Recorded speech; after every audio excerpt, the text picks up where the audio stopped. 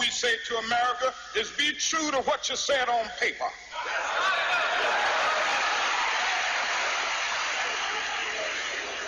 If I lived in China or even Russia or any totalitarian country, maybe I could understand some of these illegal injunctions. Maybe I could understand the denial of certain basic First Amendment privileges because they haven't committed themselves to that over there. But somewhere I read of the freedom of assembly. Somewhere I read of the freedom of speech. Somewhere I read of the freedom of press. Somewhere I read that the greatness of America is the right to protest far right.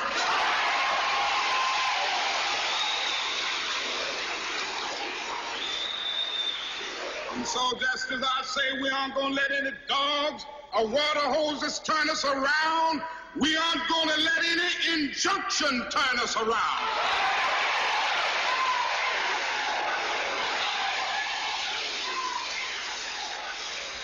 Well, I don't know what will happen now. We've got some difficult days ahead. But it really doesn't matter with me now because I've been to the mountaintop. I don't mind. Like anybody, I would like to live a long life. Longevity has its place. But I'm not concerned about that now. I just want to do God's will. And He's allowed me to go up to the mountain. And I've looked over and I've seen the promised land. I may not get there with you, but I want you to know tonight that we as a people will get to the promised land.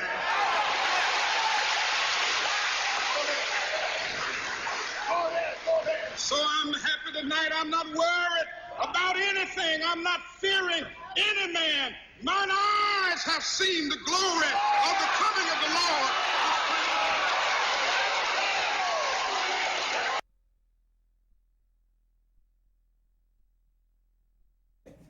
Let it play.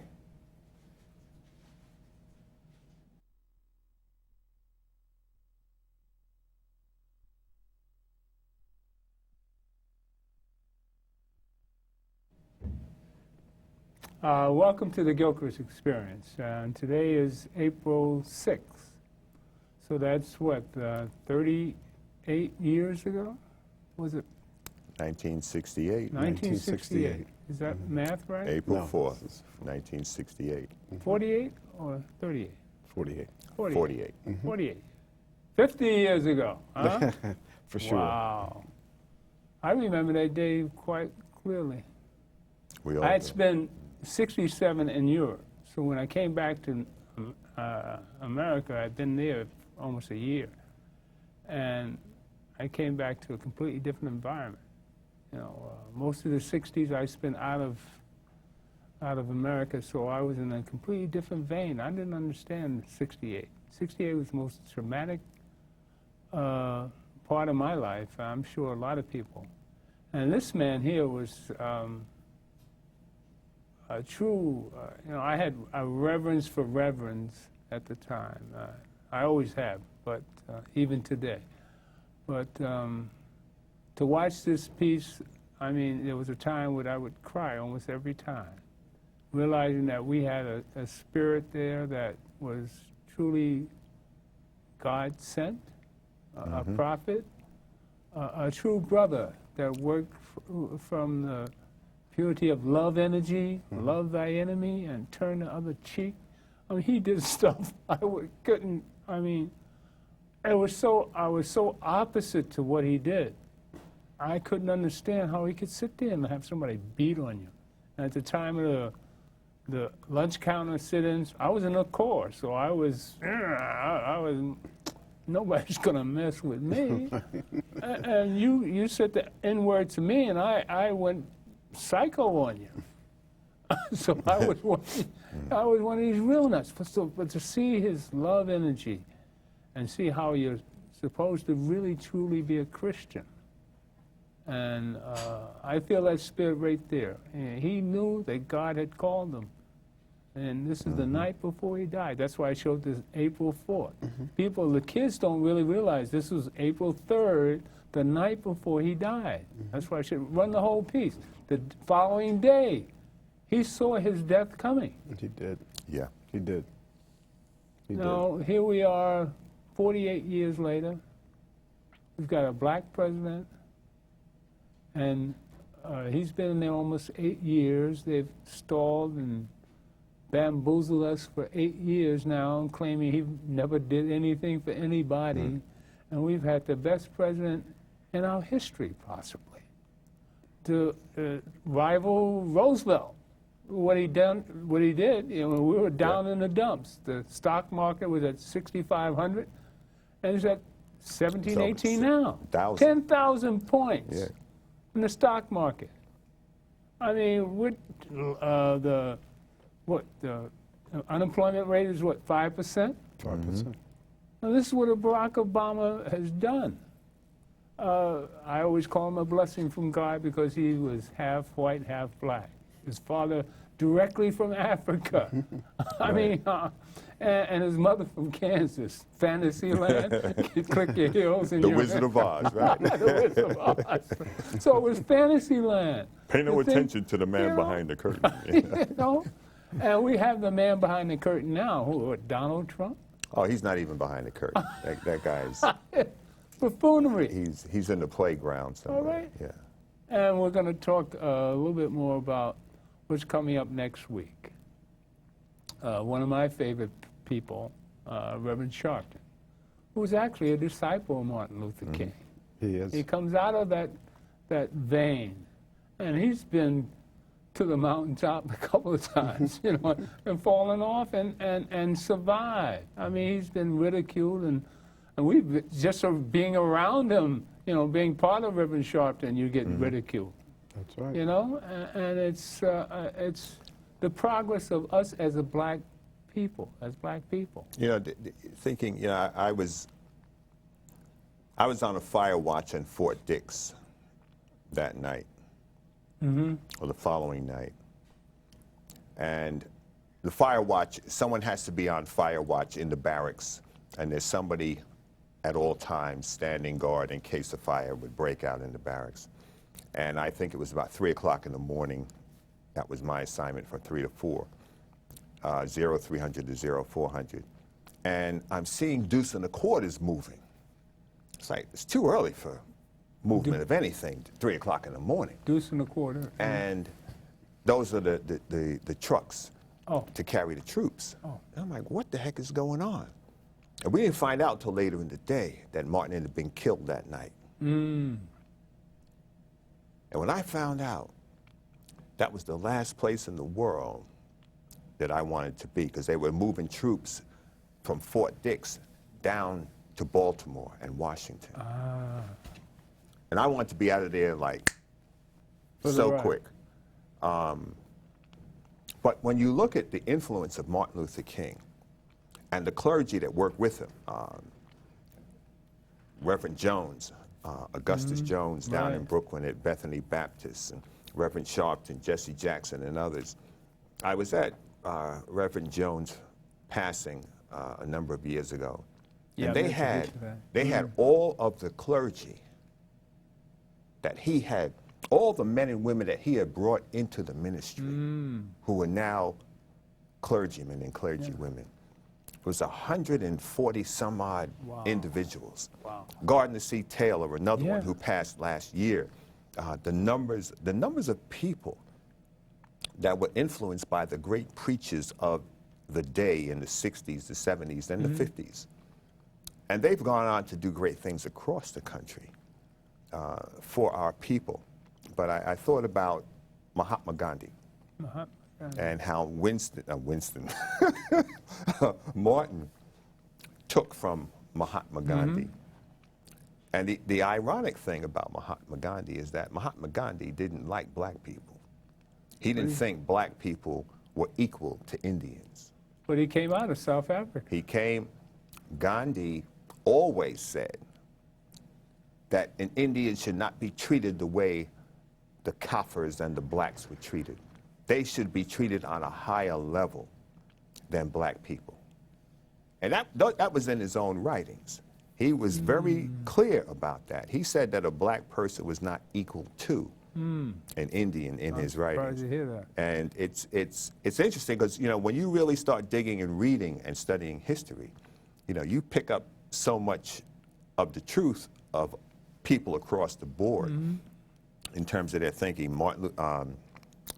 Kennedy asked not what your country can do for you.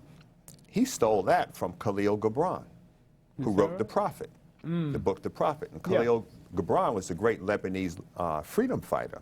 And he wrote that back in the 1930s when Kennedy was a little kid. But Kennedy took his words, and everybody thinks, yeah, John Kennedy asked not what your country could do. Those were the words of Khalil Gibran when he was speaking to the Lebanese students to stand up against the tyranny in Lebanon back in the 1930s. Kennedy just updated it, huh? Yeah, I was a sophomore going into my junior year at Rutgers University, and also the president of the Black Experience at Rutgers University. Oh, wow. Okay. And so while we had 4 campuses, it was our organization that represented the small percentage of blacks at Rutgers University at the time. And I remember when that day, and I said to myself, they have killed the moral compass of America. Right, amen. Because if you really look at deeply at Martin Luther King, something that all of us would agree with, I'm sure, he did pretty much what Moses did in terms of freeing his people, leading his people, and also bringing and promoting civil rights. Even back in those days, it was the Jews that were enslaved by the Egyptians, and so it was about freedom. And here we fast forward to Martin Luther King, and that's what that was what he was about: civil rights and freedom. The civil rights that we have today, we enjoy it because of the foundation that he laid. I consider him to be an angel from the Lord that was doing God's work on earth. And for all of his disciples, Reverend Sharpton being one, Reverend Jackson and others, they are continuing that same work. And so when I think of Reverend Sharpton today, I think of him replacing Dr. King, positioned by God to continue to free his people, to lead his people out of bondage, to be a moral compass in America for what is right, what is fair, and what is just to all people. He's had a significant influence in my life, and it's difficult for me to talk about it because I'm tearing up right now. Yeah. He's had such an impact. Well, you know, every week I videotape the Saturday rallies, and my main shot is a shot of Reverend Sharpton with the picture of Martin Luther King on the side. And you see that Martin's actually looking at his disciple. His disciples, amen. And at the end of each rally, you know, you get the Spirit of the Lord coming in, where Reverend Sharpton gives us a few words from the Lord. I mean, I call it Sunday church. It really is. And just give you a little idea of what I'm talking about. I'm going to play an old song from Reverend Sharpton singing, 2008. He's a little heavier back then, but a little. Play that song from National Action Network, which convention is coming up next Wednesday. I won't be here next Wednesday.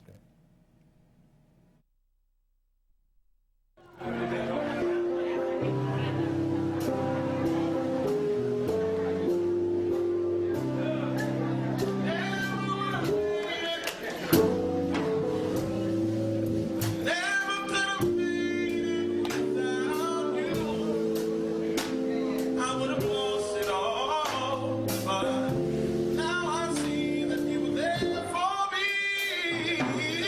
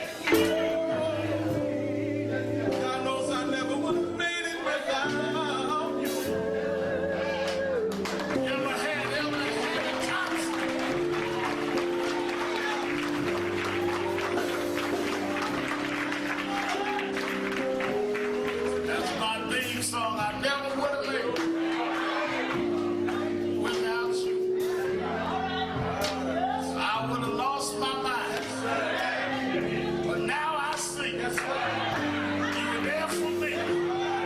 I'm stronger. I'm wiser. I'm better looking. So much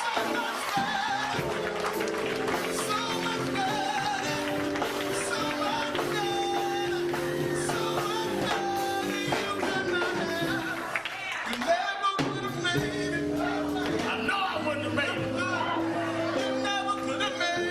I never could have made it without you. You would have lost your mind. Lost it all. But now you see. I can see. He was there You were there for me. You never could have made it. I never would have made it. Oh, no. You never could have made it. They were all against me. Yes, they were. They counted me out. Yes, they did. They ruled me off. Yes, they did. But I come through anyhow. I'm still here. You never could have made it. You never could have made it. Without you. Without you. Without you. Oh, God. Now you see. He was there for you. Oh, you're strong. I'm strong. Yes, you are. I'm wise. Yes, you are. I'm better. Yes, you are. So much better.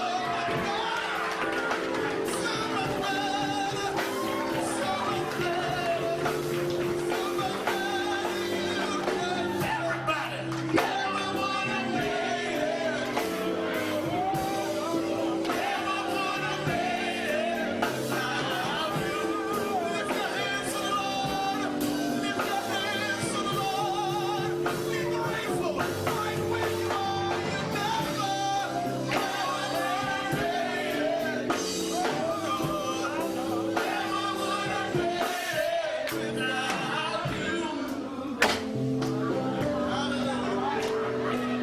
Now I see you were there for me.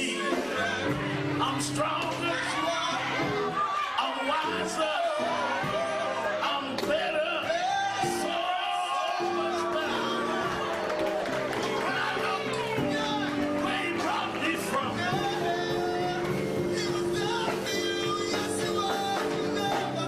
I never would have made it. Never would have made it without you. Tell Rudy, now I see you were there for me.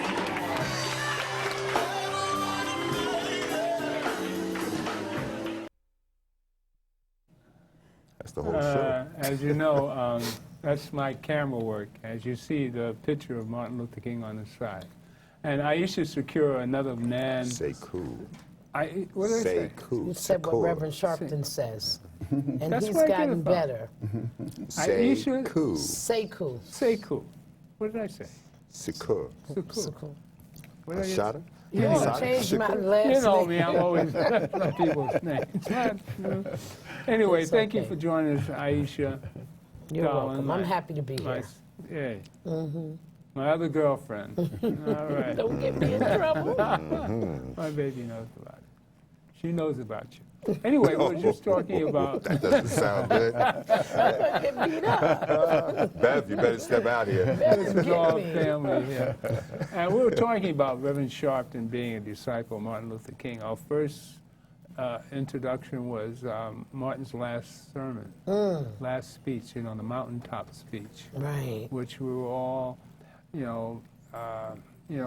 we all knew that was God's Preparation, disciple taken away from us, and how National Action Network on Saturdays is church. That's right. And Reverend Sharpton comes in with something spiritual like we just showed, and you're coming on the tail end.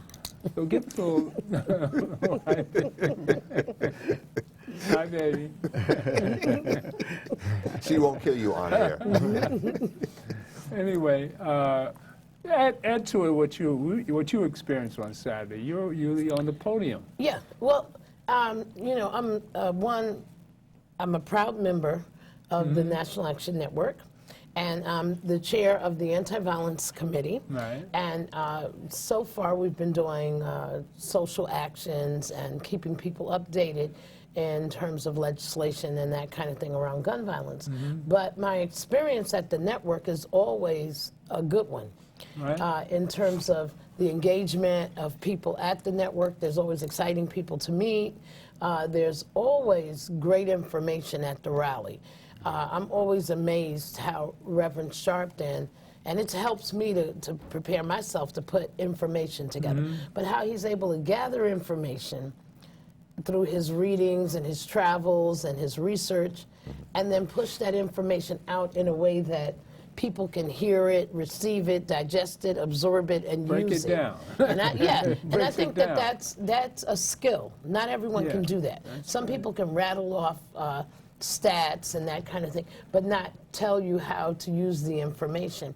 And I think one of the great things about the rally is also that at the rally, you not only get updated on what's happening in New York, you get updated on what's happening around the country, and then if there are world issues, you get that as well, and particularly world issues that impact, and everything around the world impacts us, right? But Rev usually brings it home, and he'll bring people to the network that share the point of view on whatever that information is, right? Whatever their point of view is. So I'm always leaving there wanting to know more about something, at least one thing. I'm like, okay, I didn't know that.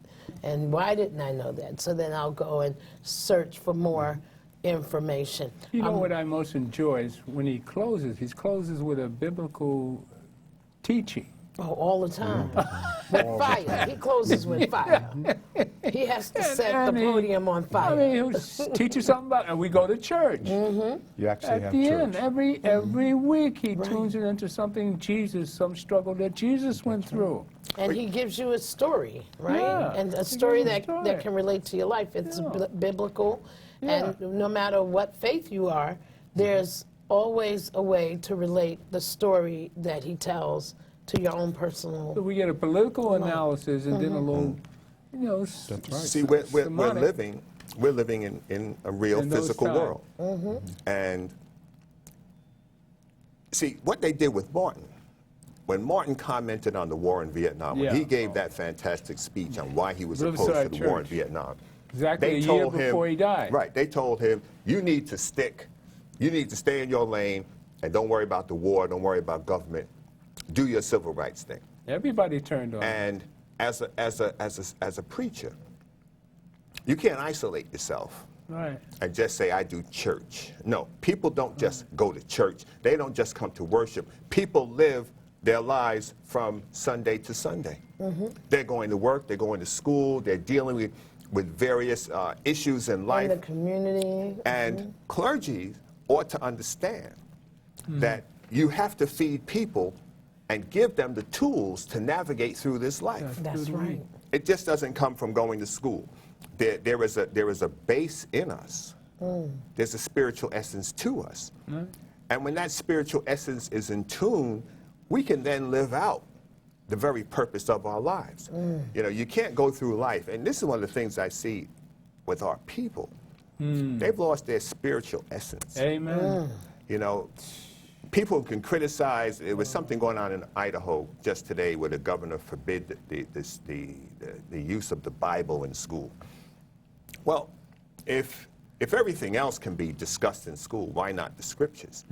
What is the detriment of having something that is going to uplift you, cause you to conduct your life in a proper manner, whether you're a Christian, a Hindu, a Muslim, whatever you are? When you have your focus on the spiritual plane, you live better on the physical plane. And the people that are devoid of a relationship with God are going to have a chaotic life with the people around them. You know, God is, people talk about how forgiving God is. He's not just judgmental, he's forgiving. And those attributes of God we need to take on. If we take on the attributes of God, we'll find that we're living life in a better way and in a better relationship with the people around us. But we have walked away from anything related to God and gotten into every other tertiary thing, whether it's teaching kids about sex in school. Well, kids don't, I was talking to a kid, he's home He's not home. He's at this girl's house having sex with her at 10 o'clock in the morning when he should be in school. And I asked him a simple question on the phone. I said, what are you going to do when she gets pregnant? He said, I don't know. I said, that's the wrong answer. Get your behind up, put your clothes on, and get over here to the school. Because kids don't need to know about sex and orgasms, and they haven't learned how to do math, science, English, and everything else. And sex is just sex.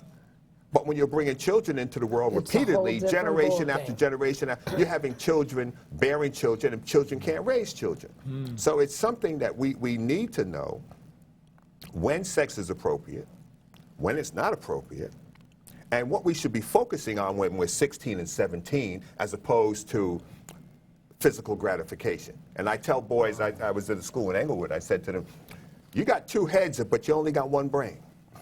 And if you think with the wrong head, your life is going to be miserable. Well, I had that problem when I was a child. I can't speak with authority on that. And I got in trouble early in life at 17. Wow. I got a son who'll be 58 this year. Right. Wow. So, and I'll be 75 next, I got 2 weeks. 2 Dun, weeks. dun, dun. 2 weeks. But But I want to know about the NAN convention coming up next Wednesday, and you've got a hell of a tech service, NAN Tech Academy, which is, I went to your class on computers, so you have quite a chore. You've got quite a job to teach the kids. Well, it's really continuing the mission that Reverend Sharpton has set for all of us.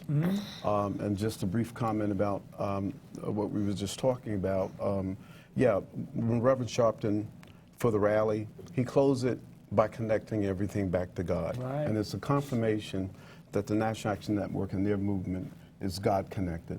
And Right. so I see my role in terms of what I do, and my sister here, Iesha, I'm sure she feels the same way as a chairman. I'm a chairman of a committee, is that this is continuing the work that Reverend Sharpton expect for us to do, because it is about action, Right. but it's also God-based. Amen. And that's been the critical component for me. So I'm enthused and energetic about any mission or any role that I could play, because I'm fulfilling the mission of NAN. And so as it relates to the convention, we have a hackathon for the young folks. And Every day? Hackathon. Every day. 4 days, actually. 4 days. It starts on Wednesday, Thursday, Friday, and on Saturday, we have the judging of the competition. Okay. And the hackathon basically is a platform that would allow young people that's been thinking about inventing things. And okay. they've got these cool applications. Wouldn't it be cool if I could do this? Wouldn't it be cool if I had some assistance and resources for me to introduce my application to the world that will change the world? Now, last year, when the youth that participated in the hackathon, it was just extraordinary to see so many youth from all of the boroughs competing against each other. So we had the boroughs broken down, Queens over here, Brooklyn over here, Bronx over here, Manhattan over there, Staten Island over there, and which is where the teens were from. And they formed competition.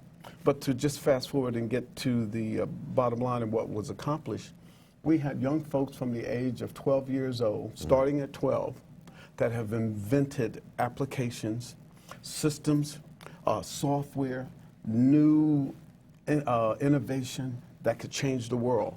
So we had all of these incredible young folks that look like us, that as they walk around and we look at them and we say, oh boy, but I tell you, they would have put so many to shame that have a negative image about our black youth. Yeah. Because there were at least 100 black youth creating and innovating. And when you think in terms of when you turn your phone on and you see the applications on your phone, the little buttons and the icons that you can touch, Right. kids, these young folks invented many of those kind of applications, robotic, a new software technique, a new programming. And so we're repeating that again this year for 4 days, starting Wednesday through Friday. And then Saturday we'll have the judging of the winner. Last year we had a 13-year-old that won out of all of the kids. A 13-year-old, the youngest person there, created an incredible application. that will have a significant impact in terms of how we live in the world today. A friend of We're mine, going to his have all son did this it. videotaped. We're going to have all this videotaped for you. That's the great thing about the convention. My friend's son is making $1,000 a month. He's, I think, 13 or 14. He developed an app, and Microsoft sends him a check What? every That's month. right. Oh, wow. That's right. And he lives down in Virginia. And I was on the phone and said, he did what? He said, yeah, he developed an app, and it's selling, and Microsoft has it out, and he's making $1,000 a month. So, And that's so an kids excellent can point. sign up to come to your class? Yes, It's they still can sign open? up. They can go to the National Action Network website, www.nationalactionnetwork.net. Okay. And they'll find the registration form. They'll see information about the hackathon as well. Okay. And they can register for the hackathon. And we have corporate sponsors that are going to be looking at the application that these okay. kids are developing. Okay. As an Great, example, great. we have Facebook there. Well, Facebook's gonna be there. Facebook. Yeah, they're sponsoring it. fantastic. They're sponsoring it. We have Microsoft there, and we have Google there. And Fabulous. we're introducing another incredible aspect of the hackathon.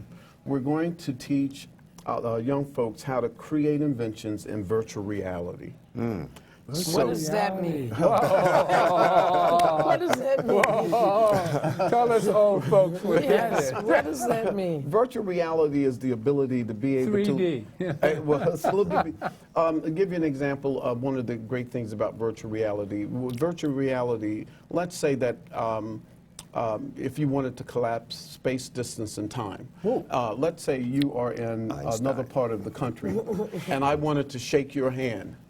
And in virtual reality, I would actually be able to do that.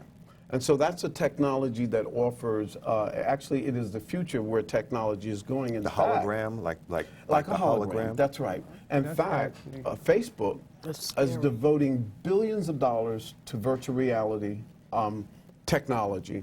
Not only Facebook, but also Google. And Google have a Facebook reality, what they call a cardboard. A virtual reality cardboard what is do you- a simple cardboard. Wait, And I don't what- want to lose the audience. What but are you it's- saying? That we're going to have a machine where I can actually reach out and You're feel going to have. somebody else's You're going to hand? be able to do things in virtual reality. That's like in Star Trek when That's they used to exactly appear. Yeah. Remember they would appear. That's And- exactly right. That's exactly right. So we'll have a virtual reality component that will be sponsored by. No, this is at the hackathon. This is at the hackathon. And this will be sponsored by Google. Can't miss We'll that. have all kinds of competition with various games. A lot of the young folks like all these games on the very gaming devices. So they'll be able to compete with each other on the games. We have other games that we can identify kids that would have the best potential to be an engineer or programmer. We'll have different type of symbols and squares, and they would have to actually compete and solve one puzzle after the next. Right, different And- activities. Yeah, that's right. And so as they compete with each other, the ones that win are the ones that are going to be brought before the judges, and then the ones who are winners will make their presentation before the judges, and the judges will decide the two top, first and second place, and they will receive a prize, either a computer or a laptop or a notebook or something like that. We're going to make sure we cover your every day. I'm going to have Right.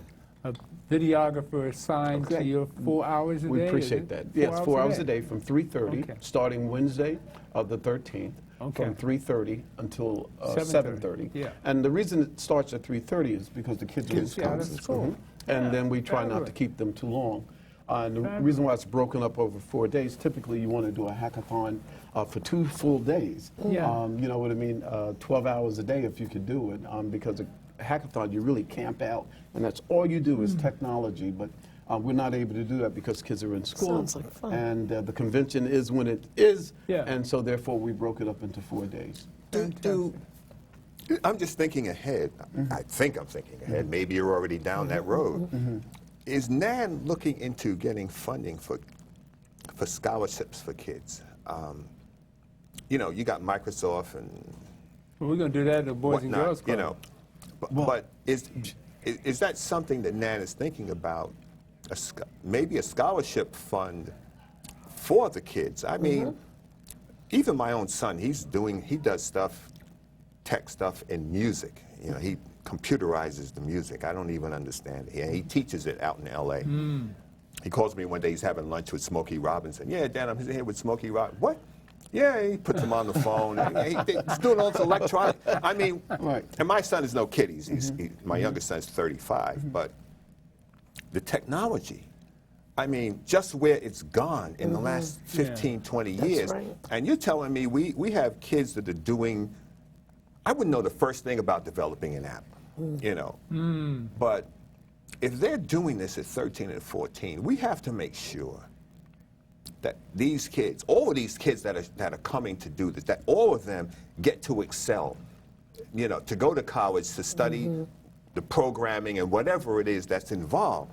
And is this something that NAN is thinking about doing in terms of providing that financial assistance? That is a wonderful question, and I think the best person that can answer that would be within maybe Attorney Hardy or some of the people in the executive staff. But on the committee level where Sister Sakou and I sit, we have the opportunity, as an example, what you're proposing or what you're asking. Reverend Sharpton always make known to everyone there, hey, if there's something that we're not doing, That's right. that That you you'd like to would like to create. do. That's right. So I would like to invite you to, I know to the be a end of that chairman is- of a No. committee. If you to suggest it, you got it. I know that. I know You know, that. to handle the scholarship.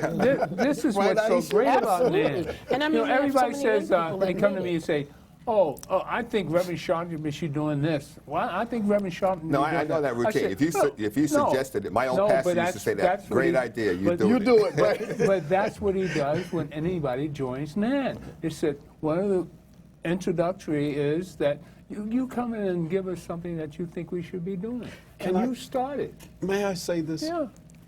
This is really so very unique because all of us are familiar with many other civil rights organizations or community-based organizations and anchoring institutions.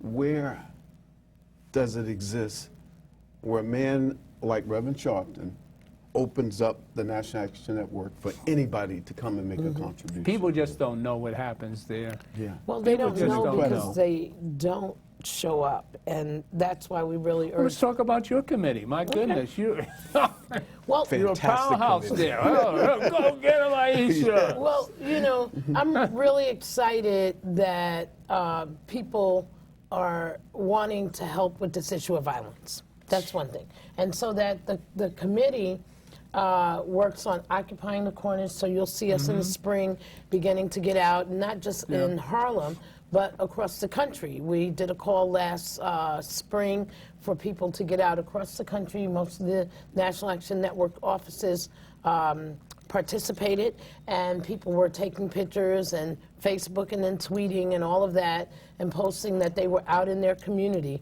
occupying corners against violence. Well, one of the things that I'm excited about is that this is something that we started early on. We called it a positive presence for peace. When I brought it to the National Action Network, Reverend Sharpton said, you know what, let's get out and really put some light on this and make it bigger. Right. And that's what happened. And I really want to give credit to the National Action Network for having people like myself, Right. who is the CEO and founder of my own organization, Street Corner Resources, and that I didn't have to put my organization on a back burner Right. to be a part of the Exactly. network. Right. Because That's when you right. work hard on something that you'd like to develop, but you'd also like to be a part of a bigger organization exactly. that can allow a greater platform for an issue like gun violence and gang violence and domestic violence, that those issues get a greater platform being a part of the network. Just last week, we were talking with Mariah, and Mariah is a transgender woman. Oh, yeah. And she was talking about the murder wow. of another transgender woman, Right. Islan That's- Nettles. Yeah. And that trial comes up soon. Was that the slashing? It was the beating, a brutal beating of a transgender woman. And what we have to remember, you know, people will make judgments around this issue of violence, and we don't really often talk about our own, you know, thinking about things. But we have to remember, taking a life is a horrible thing, no matter what the person's choice As was. Bruce Jenner brought this to really attention? I don't know if Bruce Jenner did. I think the issue of people who are transgender that are beaten to death, raped in prisons, repeatedly raped and beaten in prison as well. That's a whole nother issue. The violence that we see is kind of dismissed because that person is transgender. Exactly. Just like with African American, they try to fool somebody. Sure, and just like violence against African American and Latino children. Oh, he was a bad kid. He was no, great kid. He was out doing this and that. Well, we know that with the issues that our young people face, especially those who are living in households where there's not a lot of guidance, in schools where education is not really the major thing that's happening inside the school, in communities where housing is in deplorable conditions, and that buildings are teaming up against each other and blocks are teaming up against each other, east side against the west side, that our young people are spending most of their time fighting, or fighting to navigate through an area to try to get to school, to try to get back home, to get to basketball, or whatever else it is that they do. So the issue of violence is a big issue. It's systemic. Just 3 months, 4 months into the new year, where we are right now, in April, we have over 12,000 people either killed or shot by a gun. And so we have to think as a nation, and this is across the country. And then when we talk about the numbers of children under the age of 11, that's somewhere around 700 to 800 kids right now that have either been shot or murdered because of a gun. Under 11? Under 11, right. You can check the stats. You can go on That's scary. Gun Violence Archive, and you'll see all of the stats. They're there. Sure. And then teenagers, the number is similar. Those that are 12 and older that have either been shot or killed by the use of a gun, somewhere around right now into the year about 800 kids. So we're talking large numbers. How old was the transgender? Islon Nettles, I think, was like 22 or something. I don't remember the age, but I do remember the brutality. What was the circumstances? Somebody Some guy that they met up, and it seems like they had been talking. Maybe he didn't understand that she was transgender, and he was with his friends, or had kind of, He thought that she was a woman. Right. And that's what my understanding of the story is. The thing is that he was with his friends, again, maybe embarrassed or humiliated, and found out that she was transgender and beat her to death. Which is no excuse for that. There's no excuse for that. Yeah, it's no excuse for any kind of brutality. We had a 15-year-old as well, murdered here in New York on the east side by another kid. And we're dealing with that issue right now. Tomorrow we'll be back over in Wagner houses, the Anti-Violence Committee, Street Corner Resources, and a whole host of other organizations will be in Wagner and Jefferson houses and Johnson houses to provide support because of the violence. And this kid, his name is Juwan, or affectionately known as Chico. I remember. Right, you've heard all about it. The Huddle's been talking about it. I addressed the Huddle when they were talking about it. He was 16. He's 16, just made 16. Not too long into being 16, and shot in his head. And since his death, they have been broad shooting. daylight, wasn't it? Sure, 2:41 p.m. And on Good Friday. On a Good Friday. And now they're shooting back and forth between the different public housing, right. It's Jefferson against Wagner and Johnson, and it's a mess. And what we're asking, because I can't say all of this and not say, that we're asking that young people not retaliate, that they not use a gun to resolve conflict, that there are other ways, right, to resolve conflict, that there are elders in the community as help. We're going to show up on Thursday, and there's a whole host of other folks. So if people want to show up and support, we'll be at 2405, and that's right off of First Avenue in Wagner houses. And you are welcome to come and support, particularly clergy and people who are involved in social work.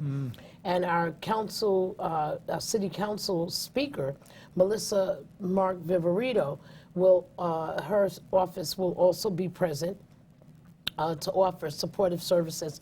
And we've been on the phone with the mayor's office, and they've offered a lot of support. Lastly, my organization, Street Corner Resources, I'm really proud, and I'm proud of the support that the network and the whole community has given to my organization. I have to say that. We are the recent recipient of the Cure Violence contract for West Harlem. And we're really excited about it. We just started hiring our team, and we just signed the lease on the space.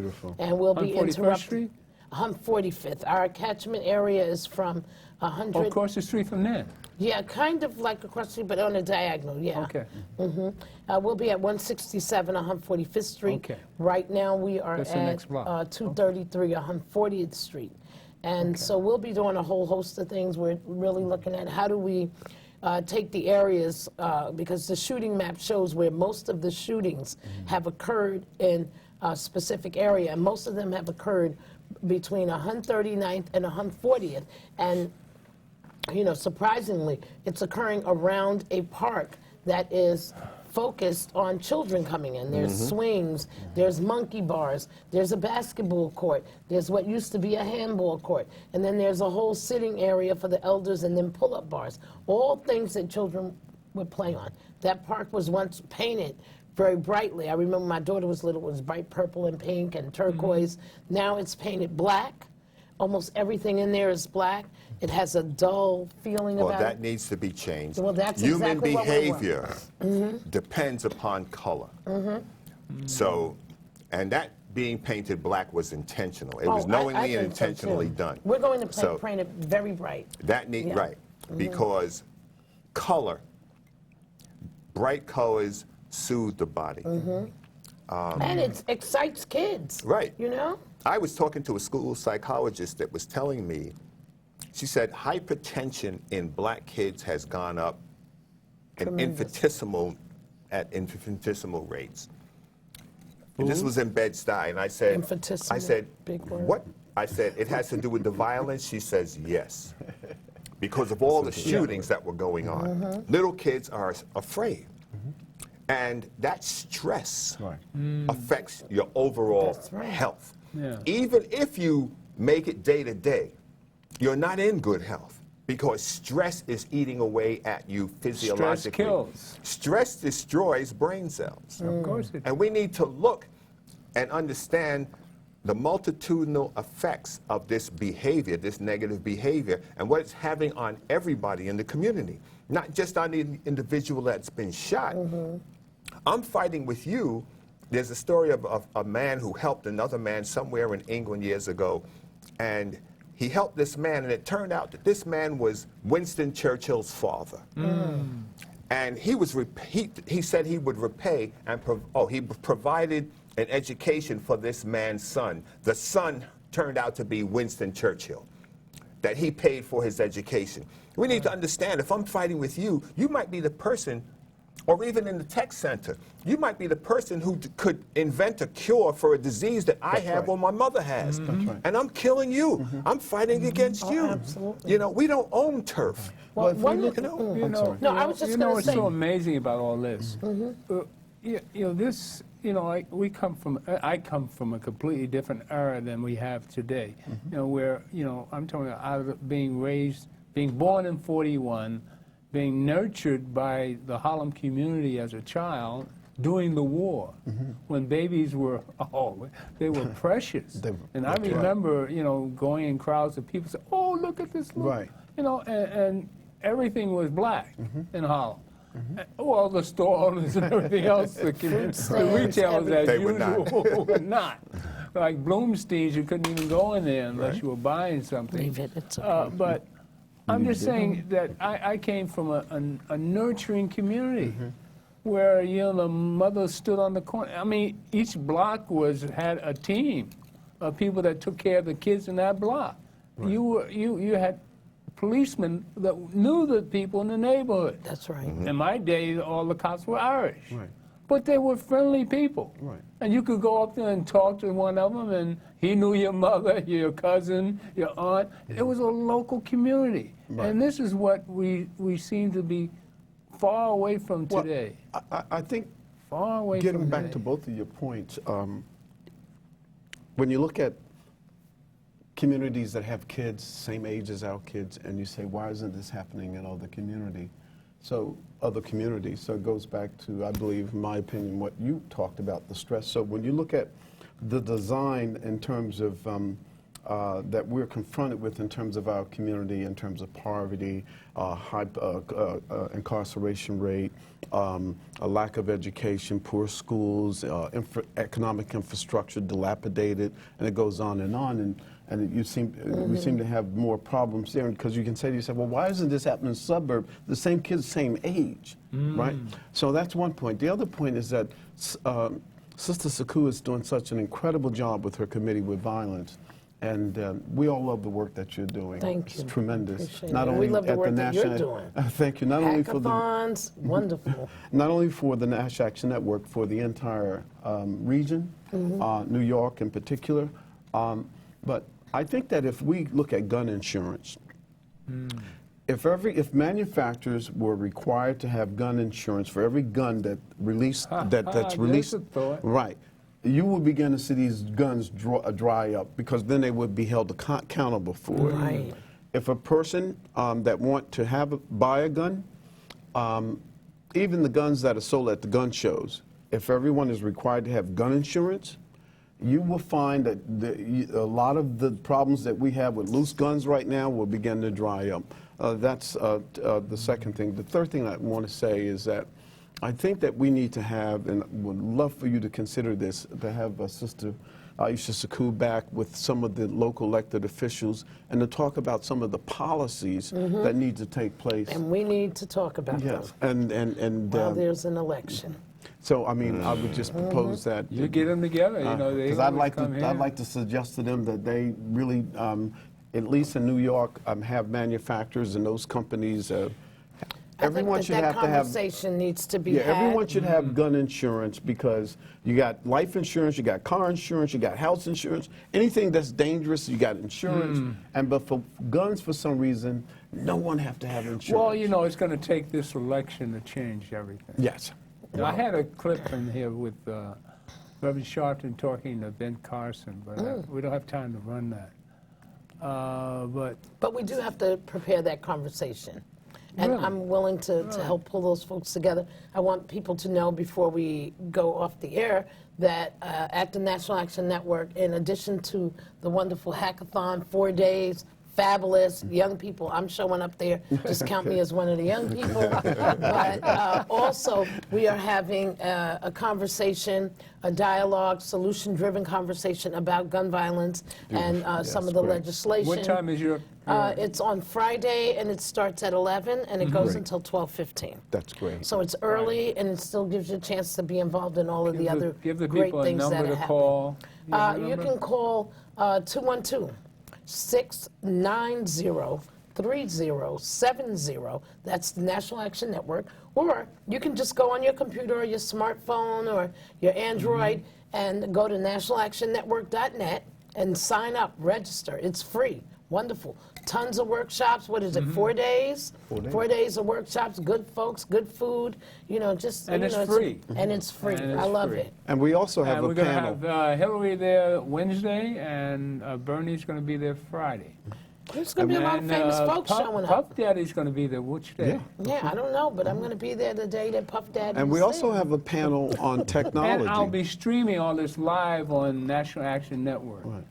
.net for those who are homebound and may Yes, not be that's able to what get it just out. don't want to go. Computer. That's Just fabulous. Yeah, they You just just want to tune stay home. into the website, and you can see it on the website. We also have a panel on technology, where we're asking the corporate innovation companies like Google, Facebook, Microsoft, Apple, and everyone to come and to share with us their vision for bridging the digital divide. Amen. So you have a number of companies that will be offering their solutions for bridging the digital divide. And what we've tried to do is to take it out of our committee, bring it to the private sector, who have the technology and to hear their ideas, and then to be able to take that panel and make them part of our partners, what we're doing at the National Action Network. So all those companies will become our partners for the work that we're doing at the National Action Network to bridge the digital divide, which also includes PS 186. Amen. Which is the Boys and Girls Club of Harlem.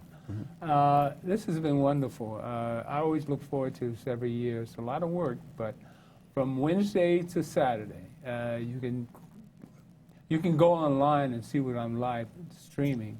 It's on nationalactionnetwork.net on live stream. So you'll see the majority of everything right there on live stream. We have the mayor coming, and the first lady, the city is coming. And lots And of I got a political feeling folks. President Obama's going to show up. I have that don't feeling. I got a feeling. This is his last year in office. As always, it's been a joy to experience my family here. It's an honor to be here. Always It's going a to be a pleasure. joyous next week. Next week you'll see We won't be have here. a rerun on the show here. I think I'm going to bring Tamika back, and you'll see that Flint, Michigan piece that we ran a couple of weeks was ago. great. But the God in me loves and God in you, and stay tuned for more of the Gilchrist Experience. Power to the people. Power to God the bless. Power to the Ogawa, people. Black power. We got to get a photo.